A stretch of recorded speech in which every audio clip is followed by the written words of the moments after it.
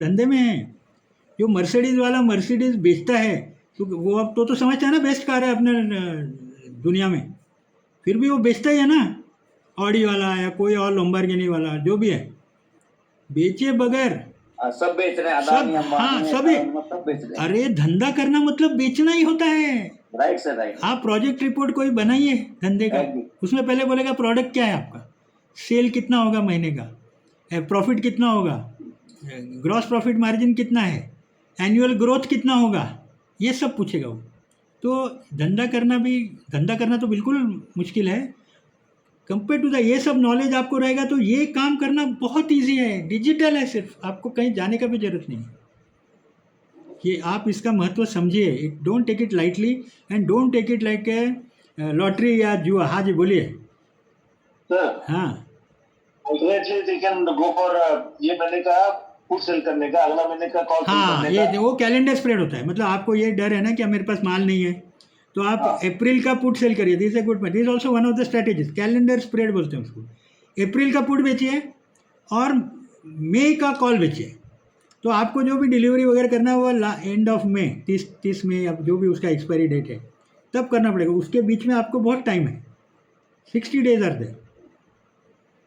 ये have you understood this, have you done this any time, tried this अगले महीने का बेचने के लिए?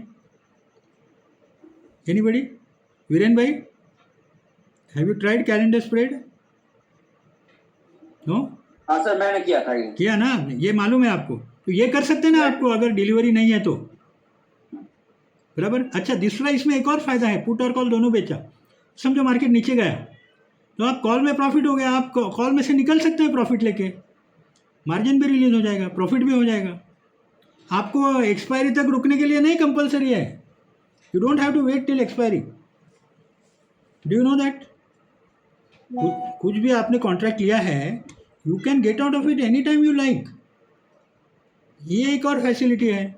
ऐसा जरूरी नहीं है कि आपके 30 तारीख को एक्सपायरी है तो 30 तारीख तक रुकना ही पड़ेगा आपको, या मई का एक्सपायरी है तो मई तक रुकना, ऐसा कुछ नहीं है। जहाँ भी प्रॉफिट आएगा आप निकल सकते हैं, मतलब वो आपका डेली प्रॉफिट हो जाता है, and you can get out of it and open another contract after 2-3 hours और नेक्स्ट डे और व्हेनेवर। ये इतने फैसिलिटी है इसके अंदर, कुछ प्रोडक्शन करने का नहीं, कुछ सप्लाई नहीं, ऑयल आ रहा है नहीं आ रहा है, कोई टेंशन नहीं है।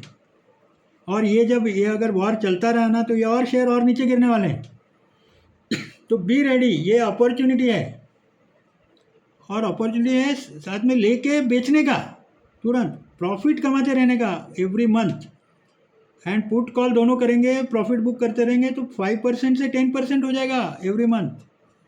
Why you worry? अच्छा, प्रॉफिट होता रहेगा ना आपको, तो आपको फिर लॉस का भी टेंशन नहीं आएगा। 10 बार प्रॉफिट हो गया तो 1-2 बार आप लॉस भी बुक कर सकते हैं, जाने दो, गलती हो गया, और उस गलती से सीखो।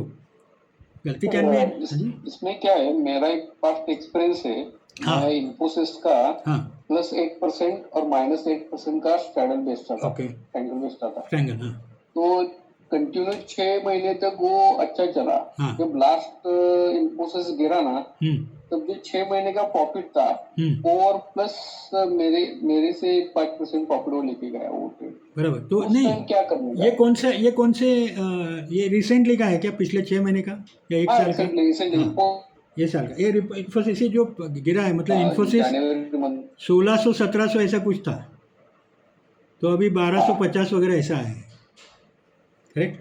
हाँ 1250। तो एक्चुअली ना जो अमेरिकन बेस्ड कंपनी है, और ये अभी और नीचे भी आ सकता है, वी कांट से। तो ऐसे टाइम में क्या, जब हम पुट और कॉल दोनों क्यों बेचते हैं, because we don't know the direction किस में जाने वाला है, ऊपर जाने है कि नीचे जाने वाला है। जब डायरेक्शन पता चल गया हमको, तो फिर हमको पुट दूर का बेचना चाहिए। समझो अभी नीचे जा रहा है तो हम पुट दूर का बेचना चाहिए ना, मतलब अभी जैसे अभी 1250 है, तो अभी पुट आपको मालूम है नीचे जा रहा है तो 1200 जा सकता है, 1200 नहीं, आप 1170-80 का बेचिए, और कॉल इधर का बेचिए पास का, 1250 है तो 1270, क्योंकि ये तो नीचे जा रहा है।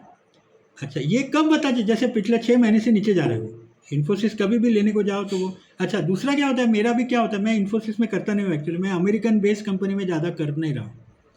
ओके, तो अमेरिकन बेस्ड कंपनी में नहीं करने के कारण ये सारे IT companies I did not do, but जिनके मेरे ऐसे कई जानकार हैं जिनके पास ये भर के पड़े हैं, मतलब 5,000 10,000 इन्फोसिस पड़े हैं घर में, जो उन्होंने 30 इयर्स बैक लिए। उसके इन्फोसिस के बोनस राइट्स ये वो सब स्प्लिट ये सब होके 100 शेयर के 5,000 10,000 शेयर हो गए। बट उनका जो मतलब पता नहीं 1 करोड़ 2 करोड़ के वैल्यू है, वो 1 करोड़ का 2 करोड़ वाले 30% नीचे आ गया, which they could have recovered by sale of call, क्योंकि माल पड़ा है घर में, वो भी करीब करीब फुकट गए हैं। विच कैन गिव एक कॉल के पीछे उसमें 20,000 25,000 मिलता है इन्फोसिस का, एक कॉल या एक पुट का 400 इंटू से 50-60 रुपये ऐसा प्रीमियम मिलता है एक का, तो 20,000 रुपया मिलता है आपको, और आपके पास अगर समझो 50 लॉट है, तो यू कैन इमेजिन कि how much is the loss by not. Share तो नीचे सी देखो, एक और चीज़ आप ध्यान में रखो, मार्केट को जो करना है वो करेगा, मार्केट आपके मेरे या किसी और के बस में नहीं है, मार्केट को जो करना है वो करेगा।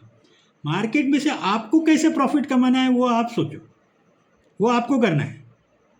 Market is like a flowing river, तो रिवर तो उसको तो मोड़ नहीं सकते ना, रिवर के साथ लड़ाई नहीं कर सकते आप। उसमें से पानी कितना निकालना है आपका, आपके कैपेसिटी के ऊपर है, कौन से डायरेक्शन। अच्छा, रिवर भी एक ही डायरेक्शन में जाते रहते हैं, ये रिवर ऐसा है कि वो उल्टे दोनों डायरेक्शन में जाते रहते हैं, कभी ऊपर जाता है कभी नीचे जाता है।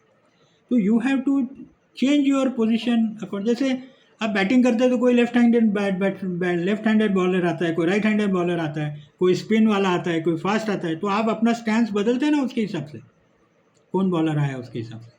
वैसे ही, या कौन बैट्समैन आया, कोई लेफ्ट हैंडर आया तो फिर वो दूसरे बॉलर को देता है कैप्टन। ये this is you have to change your strategy when you recognise that market trend has change. और एक बार मार्केट ट्रेंड, जैसे अभी मार्केट ट्रेंड अप था उसका डाउन हो गया, इसका सिग्नल 1 साल पहले से आ रहा है, क्योंकि अप ट्रेंड का क्या मतलब है, always higher tops higher bottoms. ये मैं एक्चुअली चार्ट करके दिखा रहा हूँ, कोई भी चार्ट देखिए आप, अप ट्रेंड रहेगा तो हायर ट्रेंड मतलब higher tops higher bottom, sideways रहेगा तो सेम टॉप सेम बॉटम, ऐसा साइड में चलता है वो, बराबर। और लोअर, अभी लोअर देखिए, lower top lower bottom lower top lower bottom ऐसा आ रहा है पूरा। तो जब लोअर ट्रेंड होता है तब आपको पहले बेचना है, मतलब शेयर की बात कर रहा हूँ मैं, बेचना है मतलब कॉल बेचना है। ठीक, अपने को खरीदने का मतलब पुट बेचना है, बेचना है मतलब कॉल, शेयर बेचना है मतलब कॉल बेचना है। तो call selling is equal to selling share and put selling is equal to buying share.